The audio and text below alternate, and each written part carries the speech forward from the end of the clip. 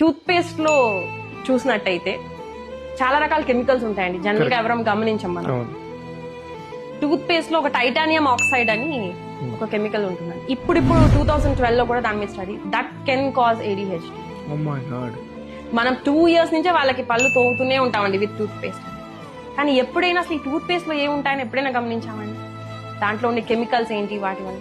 ఎందుకంటే చాలా రకాలైన కెమికల్స్, ట్రైసోక్లాన్ అని, సోడియం లారల్ సల్ఫేట్, ఏదైతే దానికి నురగొస్తుందో దీని వల్ల మనకి ఎండోక్రైన్ అనేది డైరెక్ట్ గా ఎఫెక్ట్ అవుతుంది.